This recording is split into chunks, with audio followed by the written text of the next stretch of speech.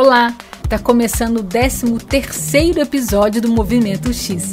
Hoje eu vou conversar com a designer Fernanda Barbato. Eu conheci o trabalho da Fernanda pelo Cristiano, meu dupla nesse projeto, que está estudando na Hyper Island de Estocolmo, onde ela é mentora do módulo de UX. Como vocês vão ver, a Fernanda tem uma história muito bacana. Já trabalhou na IDEO de Munique, na consultoria global de design e inovação Veriday e na startup da primeira câmera wearable do mundo, a Narrative Clip, além de várias outras empresas. Hoje, além de ser Industry Leader na Hyper Island e UX Lead na Designit, ela também é mãe da Clara. Esse episódio está muito legal e eu espero que você goste. Lembrando que você pode acessar todos os links que a gente falou sobre no movimentox.com. Então vamos lá, eu sou a Isabela de Fátima e esse é o Movimento X.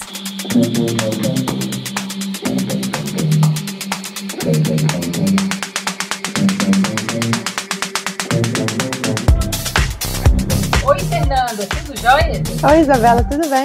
Tudo bem por aqui. Que ótimo, estou muito feliz de falar com você. Muito obrigada pela presença aqui no Movimento X. Não, obrigada a você, é uma honra estar conversando com você. Bom, hoje você mora em Estocolmo, na Suécia, certo? Certo. Eu sei que você é de Belo Horizonte e já morou em Munique, na Alemanha, e também em Göteborg, na Suécia. Falei certo, Göteborg? Depende de como você falar, né? Se for com sotaque sueco, é Göteborg. Göteborg. Isso. Então agora eu já aprendi uma palavra em sueco. Fernanda, conta pra gente como é que foram essas suas experiências, né, de morar em vários lugares, mais ligadas à sua trajetória profissional. Vamos ver, provavelmente o jeito mais fácil de te explicar é te contando sobre o meu background. Eu comecei em BH, eu sou de BH, né? Comecei na FUMA, na UENG, na época que chamava FUMA, como desenho industrial. Formei em desenho industrial, fiz 5 anos de graduação lá, formei, mas quando eu formei eu me dei conta de que não existiam empregos no Brasil para desenhista industrial. A melhor vaga de emprego, assim, a vaga de emprego dos sonhos que tinha em BH naquela época era trabalhar na Fiat, na parte de manufatura. E já na época da FUMA eu notei que eu gostava muito eu era uma das únicas da escola, isso era em 98, 99, eu era uma das únicas da universidade a ter meu próprio computador. Por sinal, eu venho de uma família que é dividida em as mulheres são dentistas e os homens são desenvolvedores de software. Olha só, que máximo! Eu lembro da primeira vez que meu pai me mostrou a internet, eu ainda lembro desse dia. Que ele estava tentando resolver um problema da rede lá em casa, que a rede estava caindo, e eu sentei no computador dele e ele falou, tá aí o UOL, você conhece o UOL? Eu falei, não. Aí eu entrei no chat de cinema e depois disso virou ferramenta comum lá em casa. Mas isso eu tinha o quê? 14 anos, eu nasci em 80, isso foi em 94, então foi bem mais cedo do que o normal. Então como meu pai ele era diretor de TI numa empresa chamada Cedro Cachoeira, eu sempre tive acesso a esse tipo de gadget. Então eu fui uma das únicas, das primeiras na UENG a ter meu próprio computador.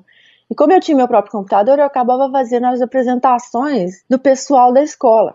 Por causa disso, eu fui lá e baixei, não baixei, né, naquela época não tinha jeito de baixar, comprei o CD do PageMaker. Do PageMaker eu comprei o CD do Corel eu comprei um outro. E aí, no final das contas, eu falei, quer saber? Eu vou virar designer gráfica. E é muito mais fácil, né, por exemplo, se eu tivesse que fazer algum freela, muito mais, naquela época era muito mais fácil você conseguir...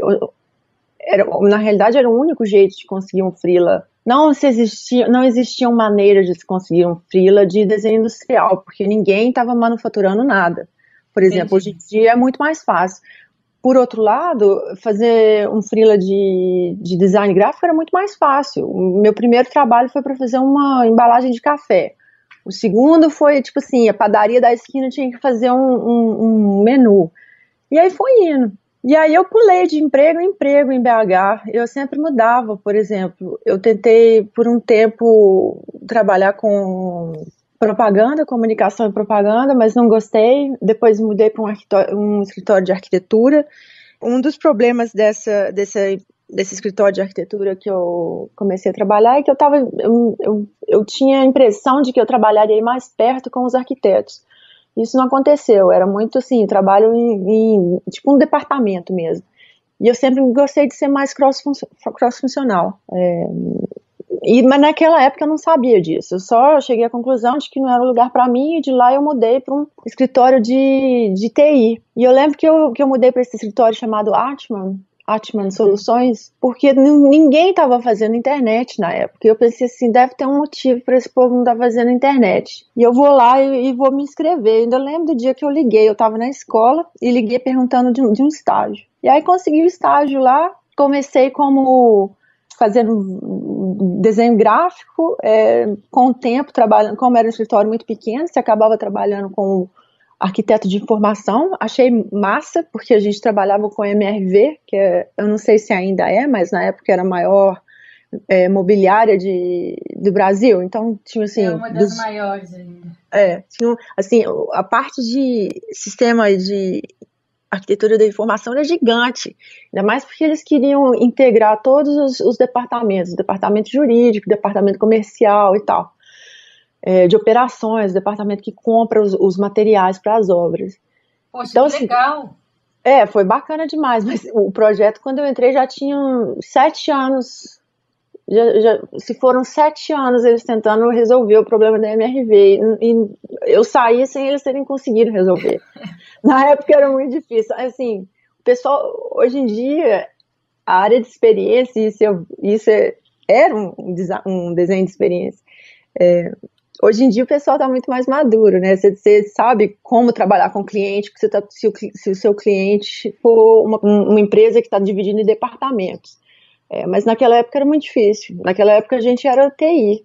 Tudo que a gente gostaria de integrar nesse sistema estava ligado a outras áreas que era difícil ter acesso, outros departamentos, né? De lá eu falei, cansei, de estágio eu virei designer eu virei senior designer, aí eu falei, cansei desse trem, tô querendo voltar para desenho gráfico. Aí entrei num estúdio super pequeno chamado Designlândia, mas que eles faziam um trabalho super interessante, que era desenho gráfico, mas assim, tinha muita experimentação no tipo de impressão, por exemplo. Tinha hora que eu trabalhei em vários projetos que a gente teve que procurar assim, a gráfica no meio do nada, num buraco, que fazia uma impressão X que a gente queria, que não existia mais, a gente queria colocar no trabalho, entendeu?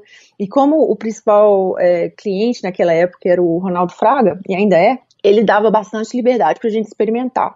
Então, assim, foi eu acho que eu fiquei lá 5 anos, e foi uma experiência bacana, assim, pra eu testar os limites de design gráfico. E aí começaram a aparecer projetos de web, sabe? E eu era a única que tinha experiência de web.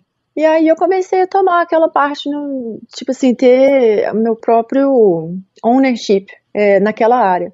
No final, antes de eu mudar para a Suécia, em 2010, eu estava liderando um time de 4 pessoas. Eram 2 designers, 2 programadores e eu. Agora, naquela época, eu já fazia design de interação, mas eu não sabia que era design de interação. Eu não... Assim, pra mim era só parte do meu processo, sabe? Tipo assim, eu faço um sketch, boto ali os wireframes, se eu acho que tá de um jeito bacana, eu faço o skin com a parte visual, ou então o designer que tava trabalhando comigo.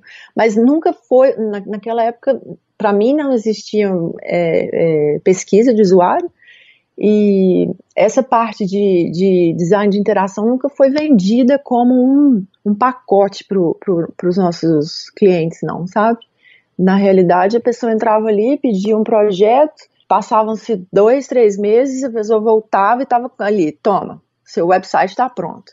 O que hoje, para mim, é inconcebível. Para mim, eu desenho, meu design é feito com o meu cliente e com o usuário. Assim, quase que de mão dada. Tem hora que eu acho que eu nem estou fazendo design mais, sabe? Eu só estou facilitando o usuário e o cliente mesmo. E aí eu mudei para a Suécia. Na realidade, eu resolvi mudar. Na época que eu estava na Designlândia, meu irmão estava fazendo um PhD nos Estados Unidos. Eu costumava muito visitá-lo. E aí eu meio que senti falta dessa ideia de estudar de novo, sabe? Eu senti assim, queria voltar para a universidade, para a academia, para o meio acadêmico.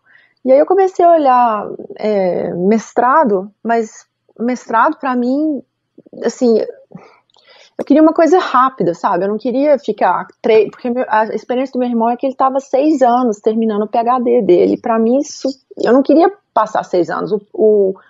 O plano dele era ficar 2 anos e acabou estendendo para 6. E eu falei, não é isso que eu quero.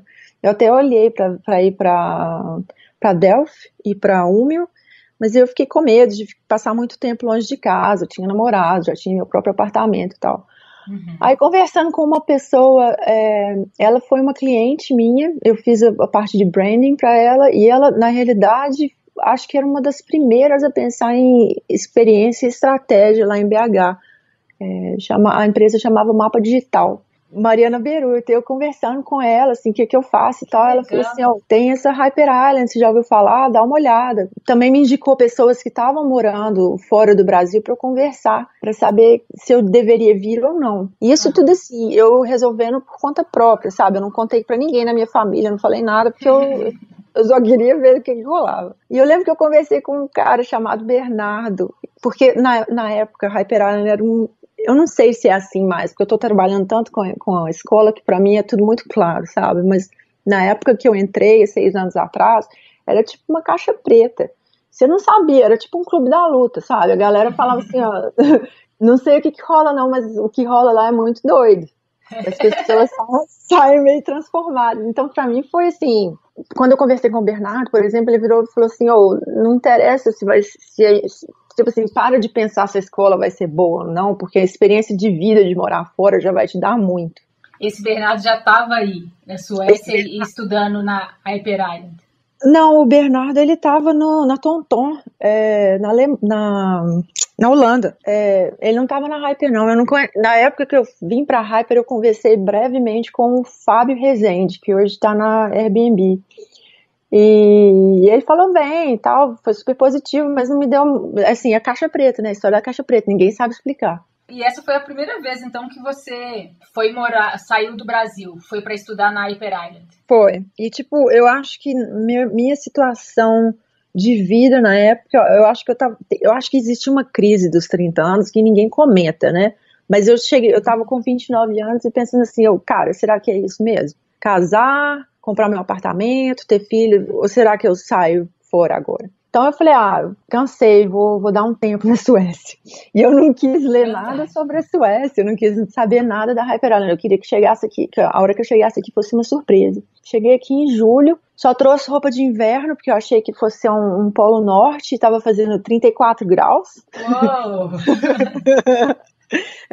Mas também ficou nessa temperatura por uma semana, depois a temperatura caiu. E aí é que eu vi mesmo como é que é o inverno aqui.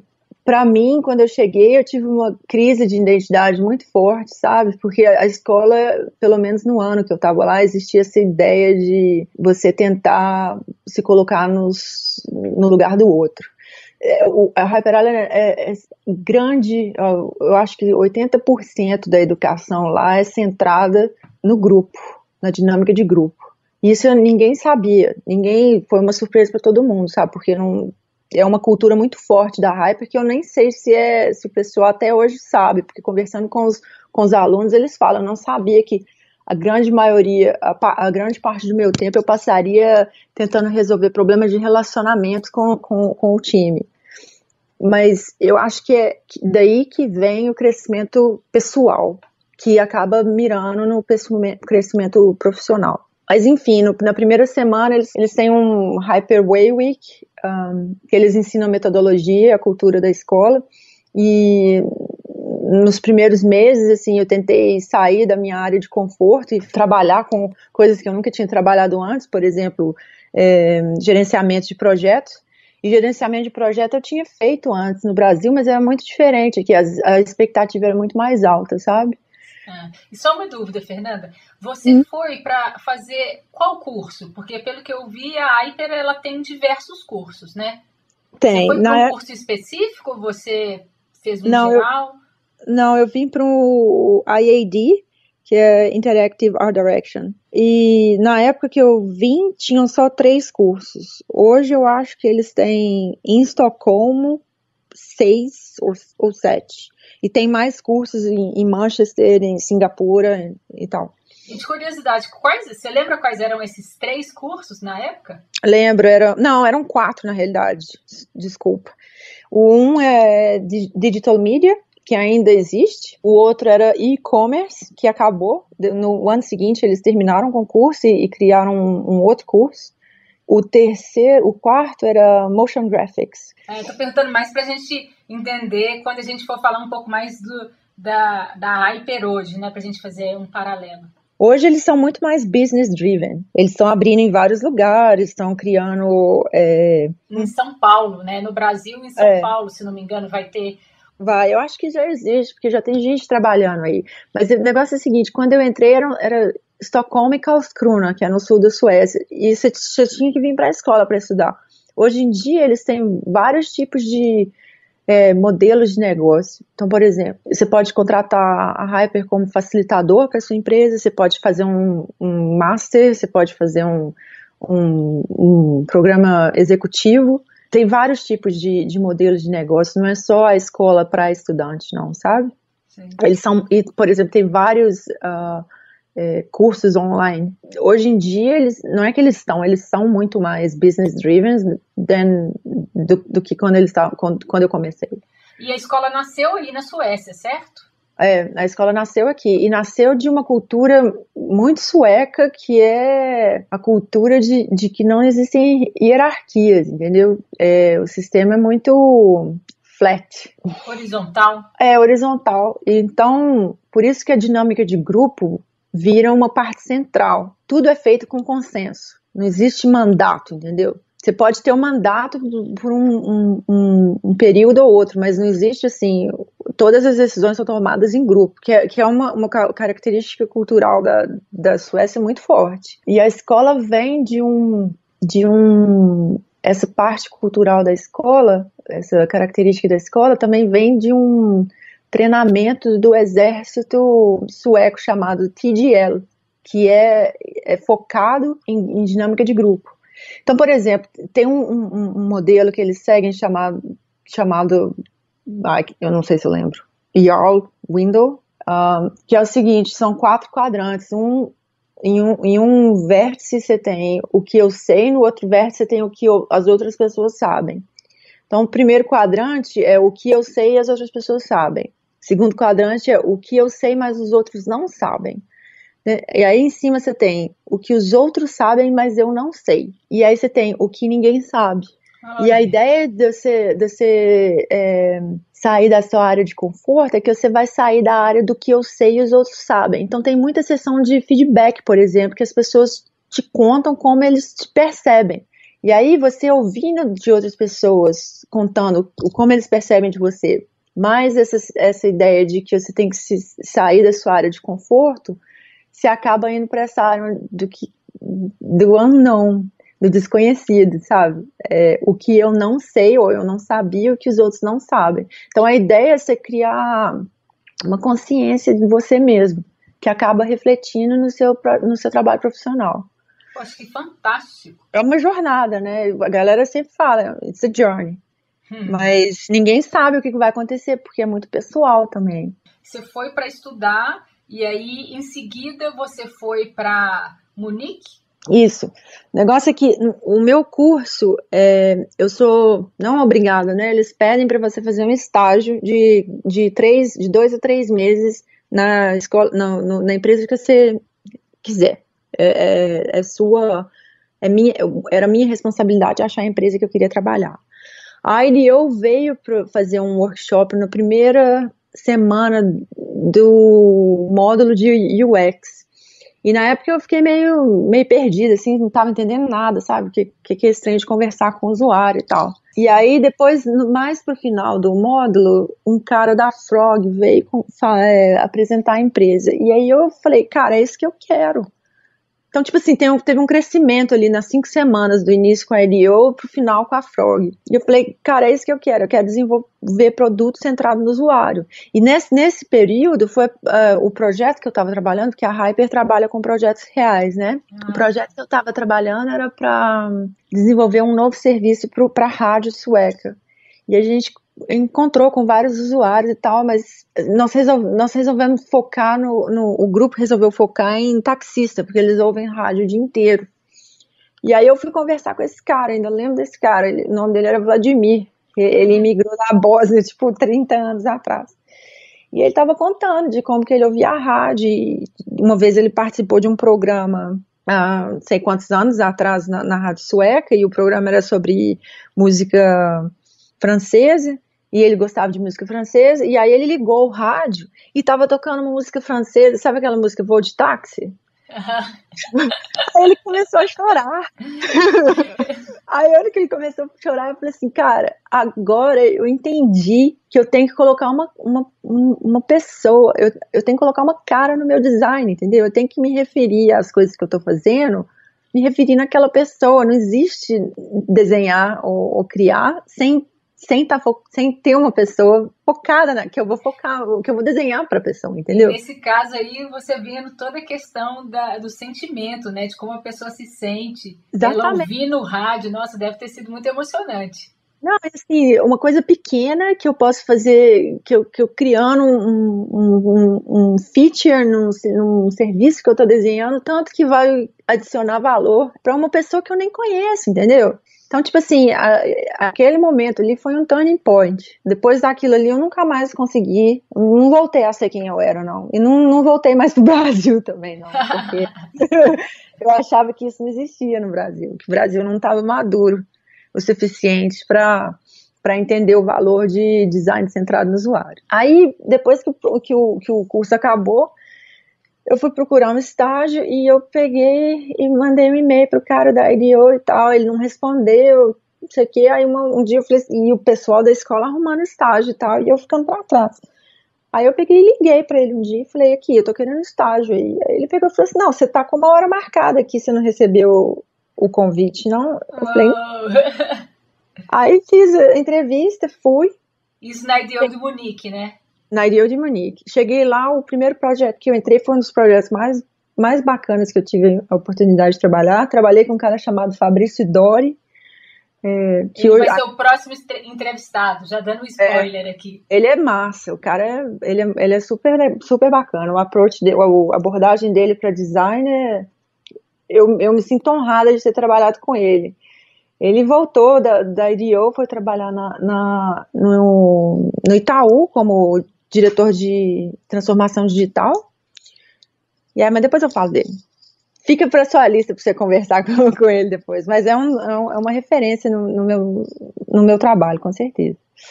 E aí, meu estágio na IDEO era para ser 3 meses, a gente acabou expandindo, porque eles estavam interessados em me contratar. Mas só uma perguntinha sobre a IDEO, Fernanda. Você foi para entrar por um projeto, que parece que o projeto era super complexo. Você pode contar um pouco mais como é que foi? Eu posso contar um pouquinho, porque eu não sou... Ainda é confidencial falar sobre o projeto. Não, mas eu posso te explicar mais ou menos como que foi. O projeto era para desenhar a parte de interação de um carro elétrico. E isso a gente está falando de mais ou menos 2011.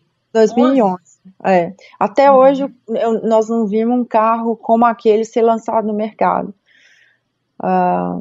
Porque o tipo de experiência que a gente desenhou, o negócio da IDEO é futuro, né? Futuring. Então, assim, o carro do futuro, em 10 anos para hoje, como é que vai ser a indústria automotiva, por exemplo. Vocês estavam falando isso em 2011 e agora que a gente está vendo isso acontecer mesmo, né? Outro dia eu vi um carro que foi lançado que tem você pode deixar no sharing mode, compartilhar o carro. Se ele estiver estacionado aqui fora, você deixa o carro no modo de compartilhamento e o carro vai sozinho, né, para encontrar a pessoa que está querendo usar o carro. Negócio de sharing economy. Isso foi uma das coisas que a gente conversou e que a gente desenhou na época. E agora você vê um carro desse ser lançado, sabe? Aí eu fico pensando, ou eu tô ficando muito velha, ou então as coisas realmente, o futuro realmente acontece do jeito que a gente pensou, do jeito que a gente criou. Porque um dos motivos de eu ter... Eu trabalhei muito tempo pensando no futuro das coisas, sabe, assim, futuro do carro, futuro do trabalho, futuro de banco e tal, e uma das coisas que me fez resolver trabalhar com produto mesmo, porque eu até um ano atrás eu estava na Narrative, até uns meses atrás, que é uma startup. A época da Ideal foi massa pra caramba. Eu queria ter ficado em Munique, mas na época eu tinha um namorado em Estocolmo e não queria ter relacionamento à distância e voltei. E aí quando eu voltei, eu pensei assim, vou procurar uma consultoria que esteja no mesmo patamar da IDEO. E essa consultoria era a Veriday aqui, que na época era Ergonomy Design. E eles estavam fazendo projetos muito similares. Projetos similares, mas o processo era um pouco diferente, sabe? A IDEO era muito mais rica em prototipagem, enquanto a Veriday é muito mais rica em pesquisa. Então eu passei 3 anos e meio lá, todos os projetos que eu trabalhei tinha pesquisa envolvida. Era parte da cultura do escritório fazer pesquisa. Não era nem uma coisa assim que você vendia para um cliente, não. O cliente já entrava lá sabendo que era top heavy on research, em pesquisa. Foi muito gratificante ter trabalhado na Veriday, porque eu tive a chance de conhecer vários usuários e, assim, ir para lugares que eu nunca imaginaria que eu fosse visitar, sabe? Ir para a China, para a área rural da China, conversar com mães sobre como que elas dão o café da manhã para os filhos, esse tipo de trabalho. Então, ir para o meio da Alemanha, ver como as pessoas usam luzes e como que eles medem energia na casa deles. Eu tive a oportunidade de estar envolvida em trabalhos muito interessantes, sabe? E poder sair da minha bolha, da bolha que eu vivo, para visitar outras bolhas, outras pessoas e ver outras culturas. O que é importante para essa pessoa, o que não é. Então, tipo assim, o impacto daquele trabalho em mim foi muito grande. E também é uma empresa que, assim como a IDEO, é muito focada nos processos, sabe? Super process driven, tem vários frameworks, então eu adoro. Como é que é essa cultura da IDEO em relação ao trabalho em equipe? Porque assim, são muito famosos por isso, né? Então, se você puder contar um pouquinho sobre isso. Assim, eu posso contar em relação à IDEO de Munique, porque os escritórios também são um pouco diferentes, né? Cada escritório tem o seu próprio perfil. No escritório de Munique o sistema não é tão horizontal igual é na Suécia, não, sabe? Tem, assim, os creative directors, tem os business developers, tem os estrategistas que estão um patamar acima, sort of same. Mas o que eu acho legal da IDEO e que eu não vi isso em lugar nenhum e nem conversando com outras pessoas, por exemplo, conversando com o pessoal da Frog, conversando com o pessoal da Design e tal. O que eu vi na IDEO que é massa é que você entra num trabalho, você participa de todas as etapas. Você não entra como, por exemplo, eu era UX designer, UX and visual designer. O normal numa empresa, por exemplo, como a Frog ou a Veriday, é me colocar na parte final de implementação, entendeu? Uma pessoa vai, os pesquisadores vão, eles fazem a pesquisa, aí eles desenvolvem uma estratégia com os estrategistas, aí os estrategistas chegam, meio que te chama para uma sessão de brainstorming, e aí daí você vai. O negócio da IDEO não, eu era estagiária e eu estava lá, agarrada na pesquisa, do início ao fim. Inclusive apresentando coisa para cliente. Então, a ideia de trabalhar num time multidisciplinar era muito forte. Quando eu cheguei na Veriday, não, eu fiquei tipo um ano trabalhando ali no finalzinho da cauda, entendeu? Pegando, assim, tendo que lutar por causa de deadline, porque as coisas têm que serem feitas rápido, sem entender direito por que eu estava fazendo. Eu tinha acesso à pesquisa, mas demorou mais ou menos um ano para eu realmente entrar no planejamento da pesquisa, entendeu?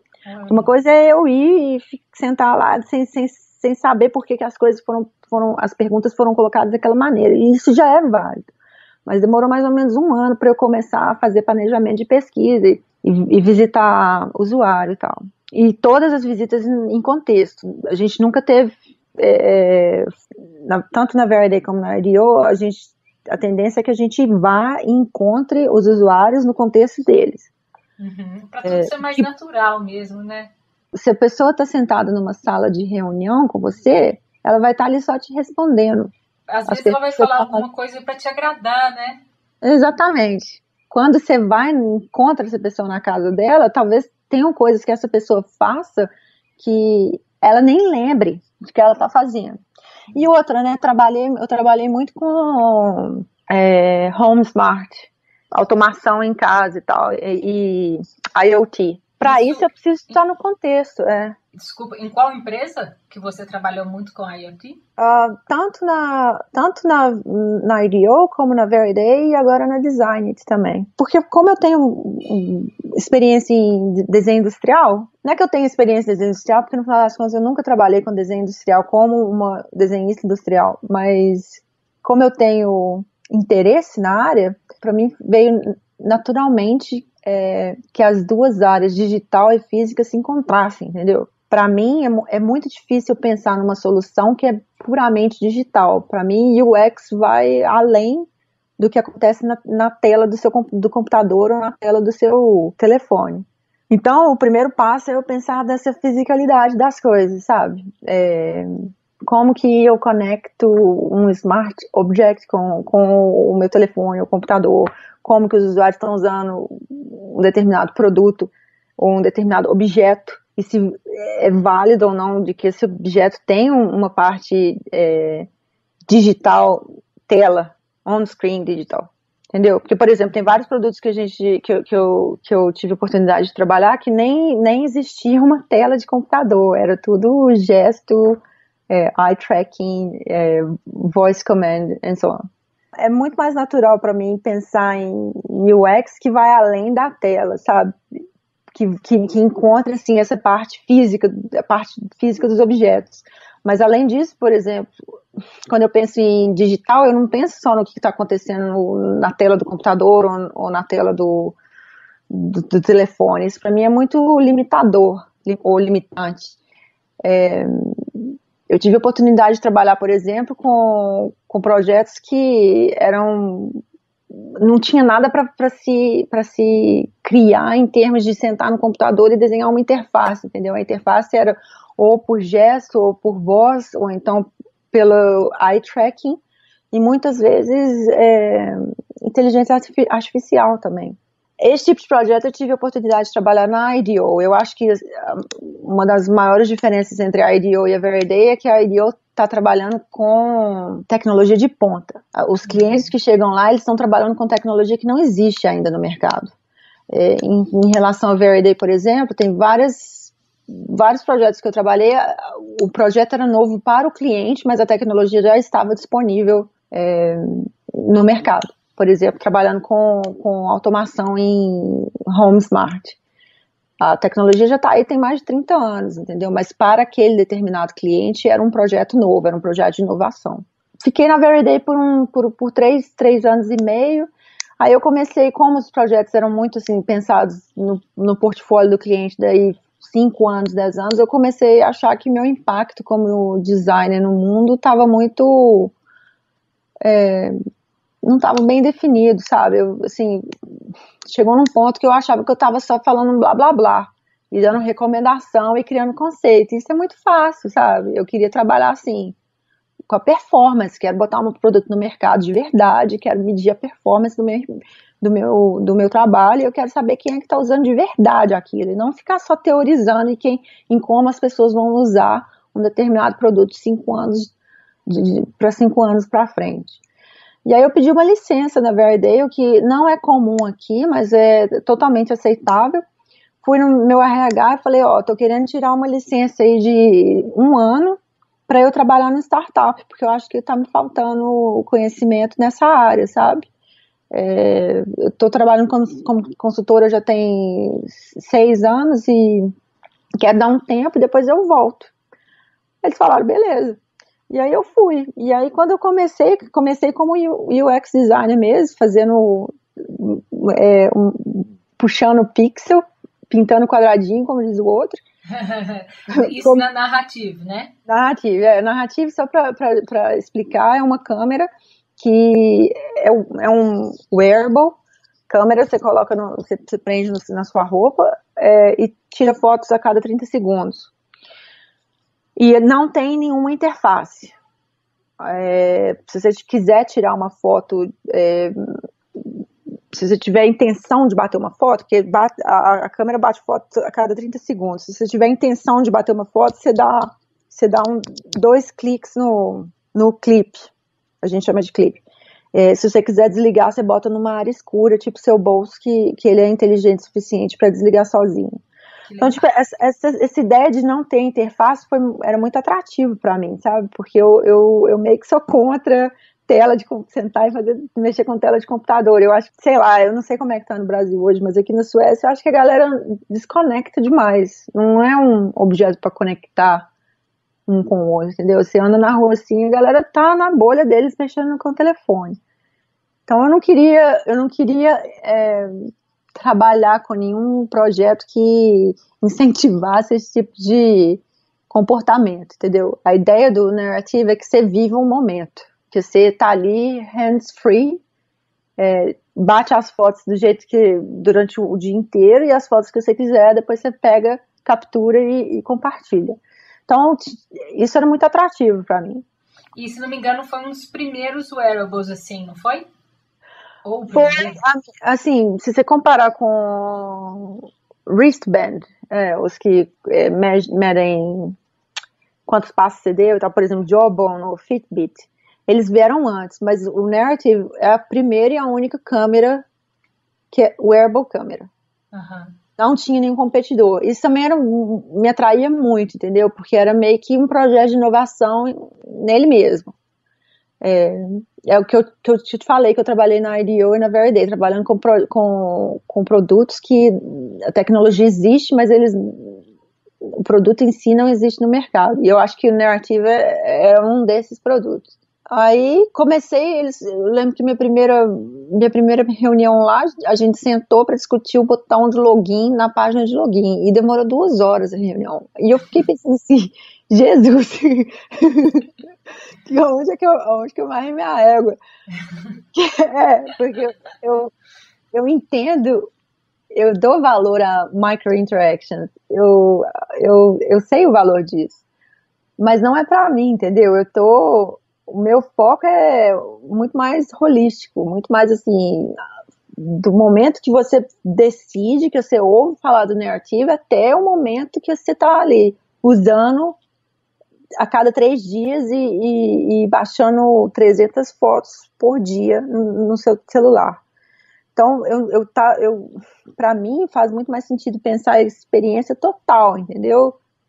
Começo, meio e fim. Para mim, quando eles falaram assim, você vai ficar por conta do onboarding, e eles me deram uma tela de login, eu falei, a primeira pergunta, o onboarding não começa na tela de login.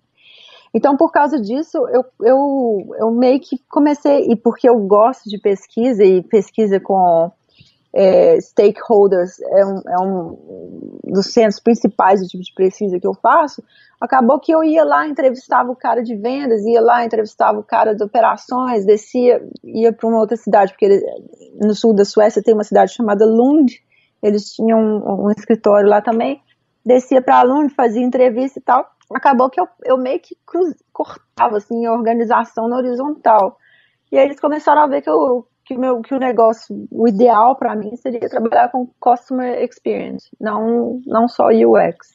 Que aí você tem um processo muito mais holístico, né? Vai desde a pessoa entrar no site para para comprar, vai desde aquele funnel, aquele túnel, até o final, onde a pessoa está completamente retida no serviço. Para mim é muito mais interessante, e é um trabalho muito mais estratégico também. E assim, eu não consigo trabalhar numa bolha, não, sabe? Eu sou, por natureza, curiosa. Eu quero saber o que o pessoal tá fazendo no outro departamento, entendeu? Então, na hora do cafezinho, era a hora que eu tinha informação das coisas que estavam rolando no escritório. Mas assim, uma coisa que eu dou valor demais pro trabalho que eu fiz lá é, primeiro, estar do lado do cliente e ver o tipo de problema que você como cliente sofre, entendeu? A pessoa que está te contratando como uma consultora, o que é que eles estão vivendo ali na parte organizacional, sabe? Isso foi muito válido para mim. A segunda coisa é estratégia para lançar para lançar um produto no mercado também, que isso eu nunca tinha trabalhado antes. Como que você faz um beta, como que você vai do beta para um outro, entendeu? Como que antes mesmo da gente estar manufaturando o segundo modelo do clipe, a gente já estava chamando a atenção do consumidor, eles podiam entrar com desconto e tal, essas coisas eu nunca tinha trabalhado antes. E o mais importante, né, metrics. Eu nunca trabalhei com análise de dados. Isso para mim foi uma área assim, uau!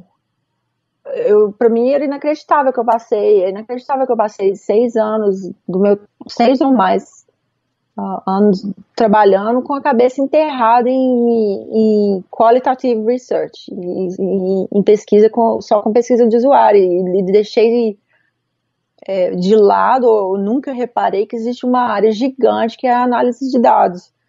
Que para mim entender as métricas ali para ver se as funcionalidades estão fazendo sentido ou não, né? Exatamente. E tipo assim, eu cheguei, desenvolvi personas pro Narrative, apresentei e o pessoal achou bonitinho, sabe? Fala assim, que bacana e tal, bom trabalho. Mas quando eu chegava com números e eu apresentava pra galera, a galera comprava na hora a ideia. Então assim, pra mim, eu não acho que não é que eu tenho que decidir entre um e o outro, é mais que um se beneficia do outro. A qualitative research e quantitative research, eles são muito poderosos juntos. Isso eu sempre ouvi falar, mas eu nunca tive experiência para ver o quão importante é a atuação dos dois na hora de desenhar experiências.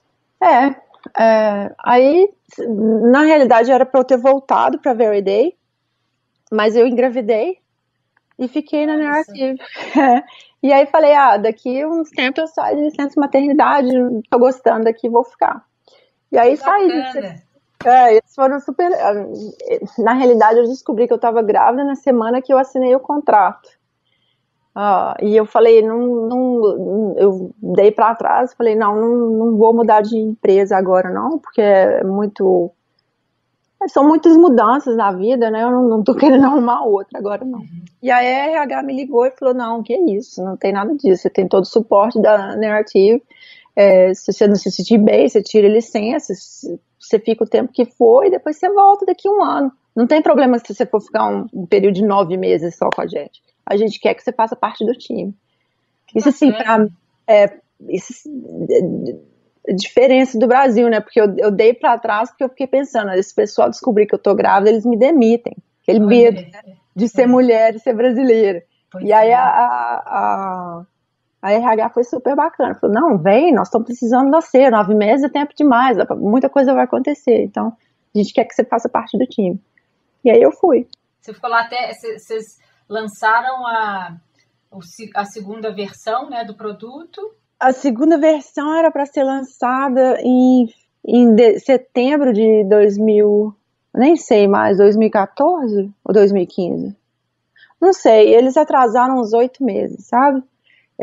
Era para eu ter ficado lá, eu planejei e criei todo o sistema, que no final das contas é um serviço automatizado para coletar feedback dos usuários. do início, quando eles pegam beta pro final, onde eles tem o retention. A gente tinha a métrica de que a pessoa que estava fully onboarded, completamente onboarded, tinha que ter usado o clipe por 3 dias, pelo menos 3 dias, e ter baixado pelo menos 300 fotos no celular. E era super complexo na realidade eu tô acostumada com user testing, mas eu tô acostumada assim, você faz o user testing com 10 pessoas, 20 pessoas, sabe? Essa era minha experiência antes de eu entrar na Narrative. Quando o CEO virou para mim e falou assim, tô vendo que você gosta de pesquisa, eu comecei a chamar usuários semanalmente lá para conversar com a equipe de produto. Como você gosta de pesquisa e você está chamando usuários, tem experiência nisso, eu quero que você faça o user testing do novo Narrative. Eu falei, não, beleza. Me fala aí quantas pessoas você querem que eu chame, tipo umas 30? Ele falou assim, não, a gente vai fazer com 2.000 pessoas. Uau! Então, tipo assim, o sistema tem que ser automatizado, não tem ninguém que consiga fazer 3.000. Caramba! Não existe. Então, e aí? Vocês fizeram como? Remoto? Fizemos remoto, né? Não tem jeito de fazer. Na realidade, uma mistura de remoto e encontrar com um grupo de usuários para discutir. Depois do remoto? Não, antes e depois. Antes, porque a gente dá a explicação de como que vai ser, né? O teste e tal. Vai para o remoto, passa 10 dias no remoto, dando feedback e recebendo orientação a cada 2 dias, e aí volta para discutir em grupo. E o negócio é o seguinte, eu cheguei à conclusão que eu amo prototipagem, eu cheguei à conclusão de que eu podia prototipar essa experiência também. Então eu comecei com 3 usuários. Aí eu vi assim, o problema aqui é que a pessoa não recebeu o e-mail, a pessoa recebeu e apagou o e-mail, ou a pessoa não sabe o que é para fazer, não sabe a quem recorrer, se tem uma pergunta sobre porque a gente mandava instruções, né? Então eu comecei com 3, de 3 eu aumentei para 20, aí com 20 já veio assim, porque os clipes que a gente tinha, alguns estavam com defeito e tal, porque ainda não era o clipe para lançar para o mercado, né? Então, com 20, por exemplo, já veio um tanto de gente pedindo informação. Aí nós chegamos à conclusão assim, a equipe de produto não tem condição de fazer suporte. Então, por exemplo, a partir dessas 20 pessoas, qualquer problema que você tivesse, ou qualquer pergunta que você tivesse, ia direto para o Customer Support. Então, aí já entra um outro departamento ali no esquema. Aí, por exemplo, as pessoas, para elas fazerem o teste, elas têm que receber um clipe, né? E se eles não tiverem em Estocolmo ou em São Francisco, onde a gente tinha os escritórios, a gente tinha que mandar o clipe para ele. A pessoa está recebendo o clipe da cor que eles querem, porque essas pessoas também eram as pessoas que entraram com desconto, falando, eu quero comprar o clipe vermelho com desconto de 30% e eu vou fazer parte desse teste. Entendeu?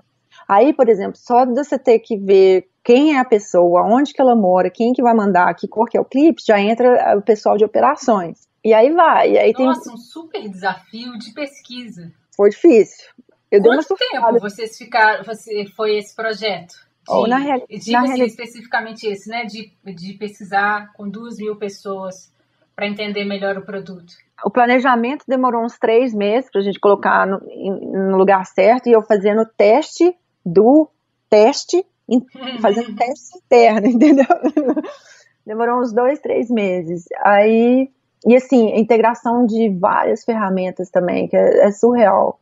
Ferramenta para mandar e-mail, ferramenta para coletar feedback, ferramenta para você categorizar, ferramenta para você fazer o recrutamento, surreal. Mas, e aí o processo mesmo de teste começou em fevereiro, e acho que foi uns 6 meses, mas o negócio é o seguinte, o teste nunca acaba não, sabe? O que a gente resolveu no final no final das contas, porque aí eu saí de licença maternidade. Então eu planejei, comecei com um grupo menor, mas eu não fiquei quando expandiu para 2.000 pessoas, eu não estava mais lá. Mas um dos princípios que a gente descobriu, a parte de produto, eu e o Head of Product, é de que, na realidade, esse processo continua para sempre, entendeu? Se a pessoa quer comprar com desconto, talvez eles consigam desconto e se eles fizerem esse teste. E aí, vira um continuous delivery. E um beta, né? Porque o produto tá tendo update a cada 2 semanas. Então, tipo assim, o ideal é que você tenha a parte de pesquisa de teste, ele é parte do processo, entendeu? Bacana. Foi isso que a gente descobriu. O problema da Narratives é que, como eles perderam o prazo para o Natal, eles queriam lançar em setembro de 2015, não. Nem sei. Eles perderam o Natal, perderam muita venda, porque estava prometido para as unidades chegarem a um determinado dia, e problema de certificação, problema de manufatura. Perdeu o prazo do Natal e foi lançado em fevereiro. E aí, quando foi lançado, os investidores falaram: se vocês não tiverem um retorno de X usuários retidos, a gente não vai para a próxima etapa de investimento.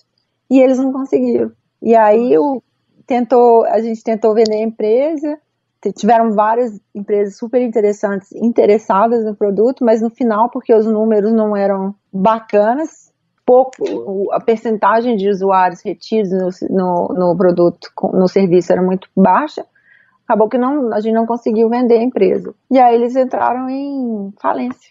Entraram tem mais ou menos um mês. Tem mais de um mês. A gente já sabia disso, já tinha um tempo, sabe? Tanto é que foi um dos motivos de eu ter saído de lá. Porque eu sabia que, independente do que acontecesse, eles iam reestruturar a empresa e provavelmente o time ficaria muito menor. A gente teve essa conversa lá. Então, por causa disso, eu peguei e falei assim, vou ver o que tá rolando aqui em Estocolmo, né, no mercado de trabalho. E aí resolvi entrar para o Design. E aí tô lá, tem um mês. Super recente, então. E você é UX Lead lá, né? Conta um pouquinho pra gente da empresa. Então, a Design é uma consultoria basicamente europeia. Eles têm escritórios em Nova York, acho que em Miami, Medellín e Lima.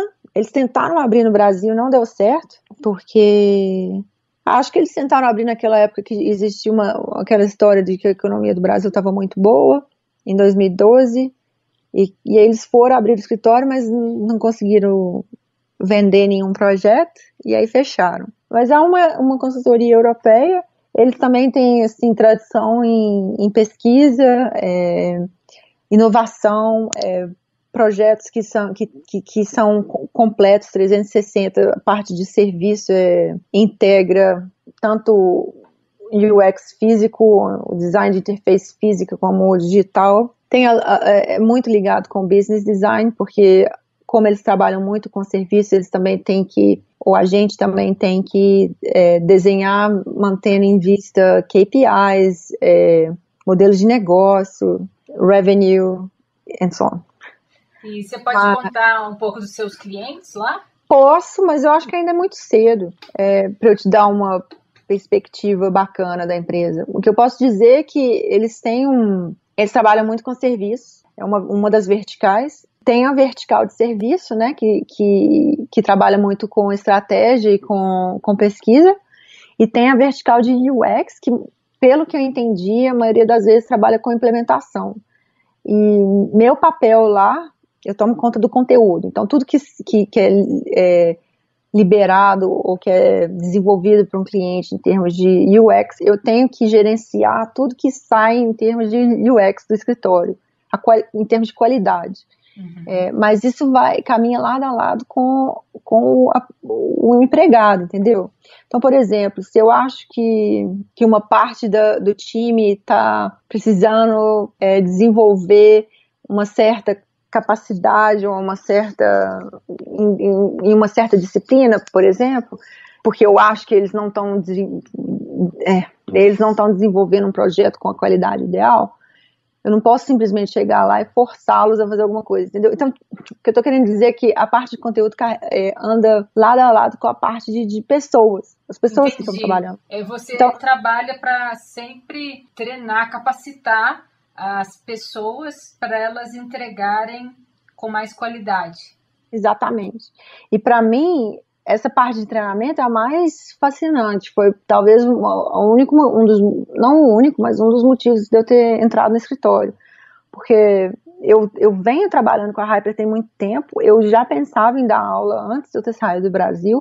Minha missão no design é transformar as pessoas, fazer elas virarem designers, melhores designers, entendeu? Fantástico. Então, para eu melhorar o conteúdo das coisas que saem do escritório, eu tenho que melhorar como as pessoas trabalham lá. Então, isso tem tudo a ver com a sua história na Hyper, né? Que você contou no início. Exatamente.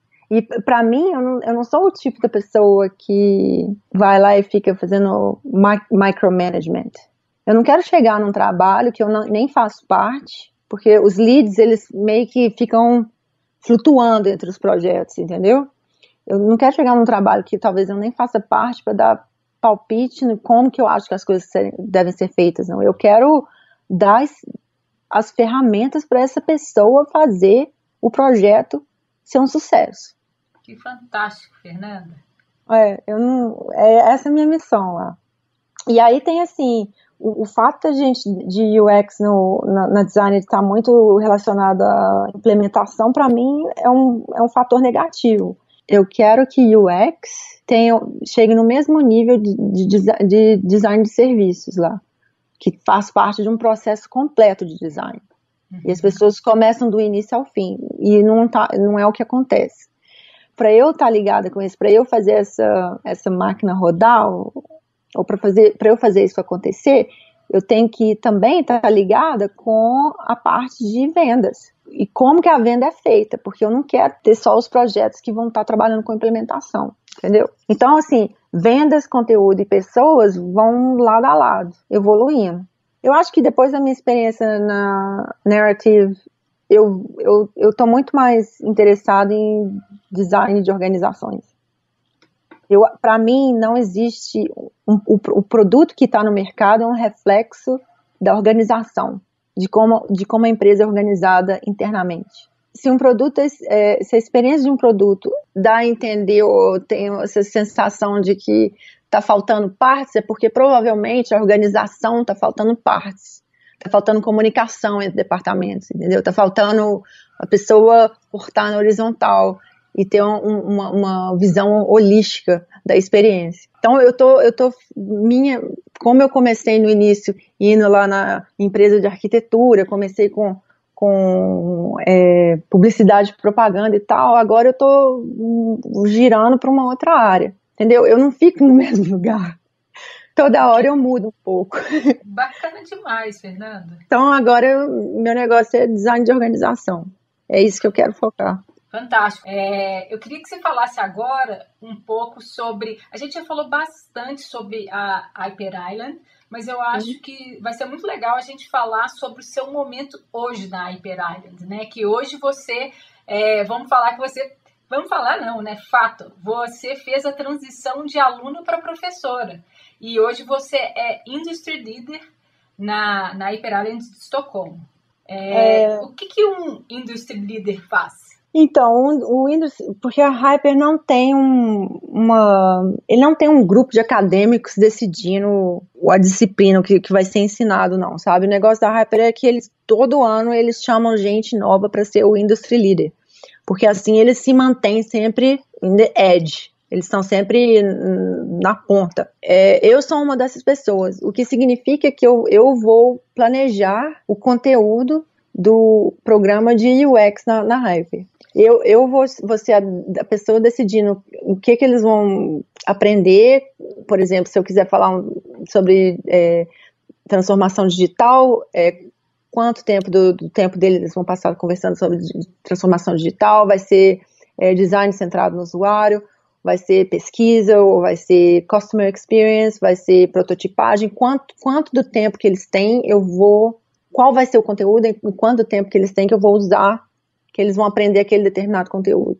E aí eu convido pessoas para vir, e ensinar os alunos. Não sou eu que estou lá ensinando. Eu estou ensinando porque eu vou lá toda sexta-feira e fico na sala de aula dando o conselho, né? Passo em cada time, eles me explicam o que eles estão fazendo essa semana, quais são os desafios, quais são as soluções que eles estão pensando e tal, e eu dou o suporte, ou eu tento orientar da melhor forma possível qual que seria o próximo passo. Mas eu não estou lá dando aula. Agora, a transição, para mim, foi gradual, porque depois que eu saí da escola, quando eu voltei de Munique, eu estava desempregada, e aí eu falei, talvez dê para eu ajudar na escola.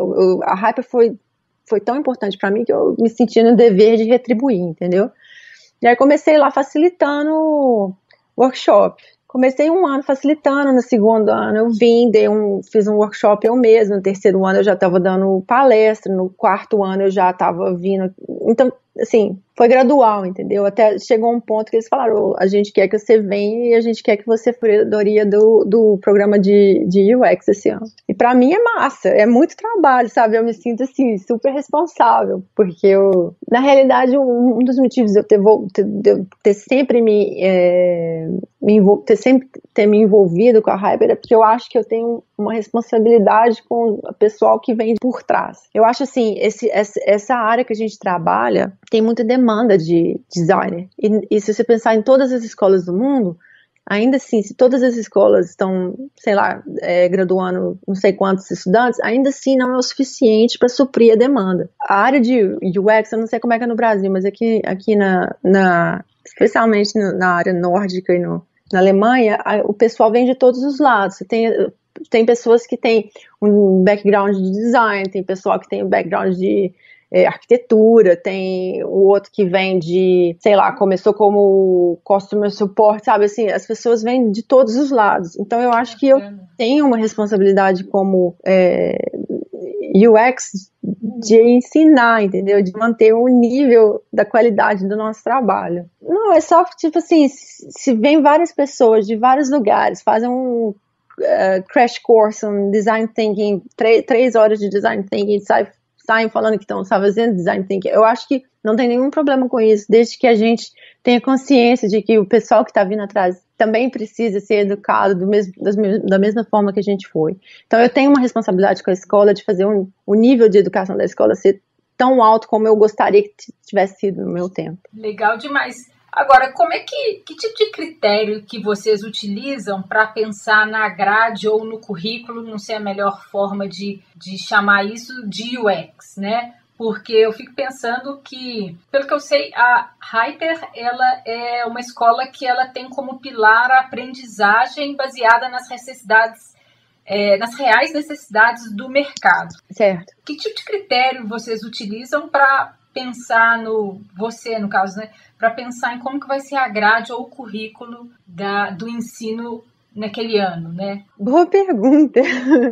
Para mim é o que é relevante. É uma mistura do que porque eles recebem briefs reais, né, de clientes reais. Então é uma mistura do que as pessoas, os clientes precisam, porque existe uma necessidade ali, e o que está sendo feito aqui fora no mercado. E aí eu tento achar um denominador comum. E as pessoas que eu convidei para virem são pessoas que estão trabalhando na ponta de UX. Você pode dar o exemplo para esse ano, né, que você escolheu? Você pode dar o exemplo de algumas marcas que os alunos estão fazendo os briefs, pensando nos problemas, ou os profissionais de que tipo de quais empresas você convida para conversar com os estudantes? A maioria, todas as empresas esse ano são suecas. A empresa que seria o principal cliente era a Nike. Mas eles resolveram eles não tocaram adiante o programa, e eu achei até bom, sabe, porque a Nike é muito focada em marketing, é tipo assim, growth focado em marketing, crescimento baseado em marketing. Então as outras empresas que a gente conseguiu 5 empresas suecas, uma é uma empresa nórdica. E o tipo de empresa, por exemplo, uma é Telenor, que é uma telefônica, daqui, e eles estão querendo, isso é muito comum aqui na Suécia, a bola da vez é a transformação digital. Eles estão querendo ter uma transformação total digital na empresa, mas eles, assim, tem vários níveis, né, mas eles entenderam que uma das coisas que eles chegaram à conclusão, a Telenor, é que eles precisam recrutar as pessoas certas, as pessoas que já vêm com uma abordagem e uma mentalidade de transformação digital para a empresa. Então, eles pediram para os alunos redefinirem a experiência de recrutamento deles, que costumava ser uma coisa assim, super nada, super utilitária, sabe? E agora, para chamarem essas pessoas que têm essa abordagem de transformação digital, like digital natives. Mas o que os alunos estão descobrindo é que, por exemplo, não é só a parte de recrutamento, entendeu? É a parte de cultura da empresa. A empresa tem que vender uma cultura de que eles são totais digitais. Por exemplo, quando você vê um escritório da Google, tem o ping-pong, tem a área com TV, tem o bar, tem não sei o quê. Essas coisas todas atraem os talentos que eles estão procurando para a empresa. Então, não é só assim, eles chegaram com o requerimento era de fazer uma ferramenta digital para melhorar o recrutamento deles, para recrutarem os digital natives, os millennials. Mas depois de fazer pesquisa, o que os estudantes descobriram é que, tipo assim, a parte de recrutamento é a parte final, é a parte ali que você já decidiu que você quer trabalhar na empresa. Existe uma parte muito maior para ser desenvolvida, pensada, que é antes, quando a pessoa tem um conhecimento de que a Telenor é uma empresa bacana para trabalhar, que tem uma cultura bacana. Legal demais. Mas é esse tipo de trabalho. Mas, assim, voltando à sua pergunta de qual que é o critério, eu acho que varia muito, sabe? Por exemplo, o fato deles terem me chamado, eu toquei o programa de uma certa forma. Eu tenho certeza que se eles tivessem chamado uma pessoa que trabalha, por exemplo, no Spotify, o programa seria completamente diferente. Porque é uma pessoa que trabalha com produto, trabalha in-house e tal. Se tivesse chamado uma pessoa que trabalhasse com publicidade e propaganda, muito provavelmente que o resultado do programa fosse bem diferente. E a natureza de UX, né? Não está definido. O UX está mudando todo dia. Se perguntar para 10 designers o que é UX, você vai conseguir aí umas 20 respostas. Porque é uma área que está em constante desenvolvimento. Você, se eu te perguntar, o que é o UX para você? Para mim, o UX é muito mais uma abordagem. Eu acho que não tinha que ser um cargo de uma pessoa, não. Talvez fosse um departamento, mas para mim é uma abordagem. Eu acho que no futuro UX vai ser uma prática, entendeu? Por exemplo, o governo da Inglaterra, eles não têm UX designers mais, porque a experiência é responsabilidade de todos. Então, quando eles estão desenvolvendo serviços para os serviços públicos na Inglaterra, eles são feitos pensando que user experience, a experiência do usuário, é o goal de todo o time, de todos do time que estão desenvolvendo determinado serviço. Isso é muito, como é que fala em português? Bold. Eu acho que tem uma transição aí que o UX ainda é necessário, mas eu acho que no futuro não vai existir mais, não. Vai ser uma prática. Como é que você faz para se manter atualizada? Quais são as suas principais fontes de informação relacionada ao X? Então, eu faço parte de vários grupos no Facebook, tanto da IDEO quanto da Veriday. Eu acho que acaba sendo uma fonte de inspiração muito boa, mas a principal ferramenta que eu uso é o Medium, por causa dos artigos de design que existem lá, que é só gente fera. E o sistema da mídia é muito fácil, você segue o serviço é muito bom, entendeu? Eu vejo quando uma pessoa que eu gosto, que eu gosto da opinião, que tem muitos editoriais bacanas, eu vejo quando que tem coisa nova, eles me mandam notificação e tal. Então, para mim, eu leio todos os dias. Tem sempre uma coisa nova para ler. Você pode dar exemplo de 3 pessoas que você segue lá? Ou de empresas? Você já falou de 2, né? Você falou do grupo de Facebook, na verdade, da Verida e da IDEO, não foi? Mas eu acho que os dois grupos são fechados, mas o que eu tô querendo dizer é mais ou menos assim, o pessoal, a minha própria network acaba virando a melhor fonte de inspiração. Mas se eu te der um exemplo, por exemplo, tem o Dave Maloof no Medium, tem UXPin, e tem um outro chamado The Ready, o Pronto, que é uma empresa de design organizacional em Nova York. Esses 3 são os que eu leio mais. Mas você acha tudo. De um artigo, você vê quem, por exemplo, se você der um highlight num artigo, aparece o meu nome. Então, por exemplo, se eu estou lendo um artigo e tem uma parte interessante que outra pessoa deu highlight, eu vou lá, clico na pessoa e eu já vejo o perfil da pessoa, vejo quem que ele está seguindo, quem que é interessante. Então, a parte de descoberta, de discovery no Medium também é muito boa. Então, tipo assim, eu leio todos os dias. Que dica que você deixa para quem quer trabalhar com UX em outros países? Porque eu acho que eu estou ouvindo muitas pessoas com essa vontade de se reinventar, morar fora. Eu acho, sim, em primeiro lugar, ser muito mais focado em processo do que em resultado. Eu não sei qual que é a situação no Brasil hoje em dia, sabe? Eu vejo muitos dos meus amigos e parece que mudou muito, mas quando eu saí do Brasil, eu sentia que o brasileiro está muito mais focado em resultado, muito mais focado no que vai acontecer no final do que como se chegar naquele produto final, entendeu? E eu acho que isso não é sustentável. Para mim, por isso que eu acho que muita coisa já deve ter mudado, mas uma das coisas mais importantes para eu conseguir, por exemplo, uma entrevista de emprego aqui, foi eu conseguir me comunicar o meu processo, conseguir comunicar quais eram as razões pelas quais eu tomei determinadas design decisions, determinadas decisões. E talvez o fato de eu ter vindo de design gráfico, de eu ter trabalhado com publicidade e propaganda, talvez ajude muito como que eu conto a minha história. Apesar de que eu tô contando a minha história aqui, eu nem sei como é que tá, porque misturando inglês e português. Outra coisa, talvez seja manter uma abordagem de que todo projeto começa e termina com o usuário, porque isso é meio norma aqui já. E eu não sei, sabe, eu acho que língua latina é muito difícil a gente se articula de uma maneira muito mais complexa do que o inglês ou o sueco. Então, por exemplo, isso eu tive que aprender na marra, a me articular de maneira correta. Não correta, mas, por exemplo, quando eu estou descrevendo um cenário ou um flow para um cliente ou para um colega de trabalho, eu tenho que saber exatamente o termo e as formas, é tipo taxonomia mesmo, sabe? Para aquela pessoa entender, porque senão vira um samba do crioulo doido. Eu já tive em reunião que a gente passa 2 horas reunida, os 3 conversando a mesma coisa, mas eu não conseguia entender, porque as pessoas estavam usando outros termos para falar da mesma coisa. E assim, sem muita articulação. Então eu acho que isso é difícil, isso foi mais um desafio meu, não é nenhuma dica, não. Foi mais um desafio mesmo, aprender a me articular e ser direta, ser num ponto, entendeu?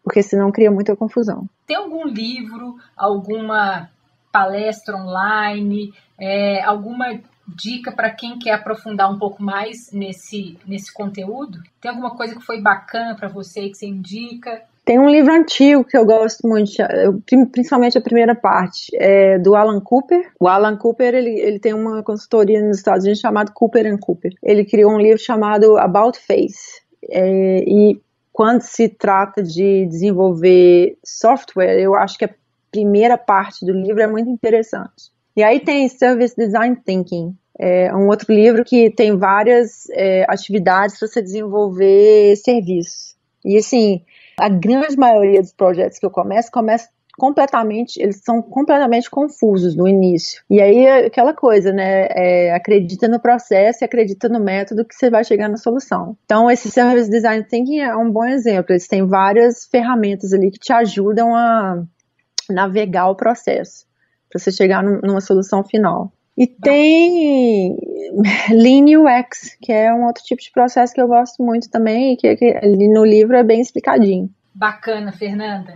Eu amei conversar com você. A sua história é fantástica, sensacional mesmo. Obrigada demais por ter me dado espaço. Eu que agradeço, foi muito legal, muito obrigada pelo seu tempo, por dividir tanto conhecimento, tanta experiência bacana com a gente e por fazer parte do Movimento X. Obrigada demais por ter me dado espaço e tinha tempos que eu não falava sobre a minha história, várias coisas aqui que eu tô meio surpresa de ter refletido eu mesma sobre as coisas que eu fiz nos últimos 6 anos. Obrigada e até o próximo.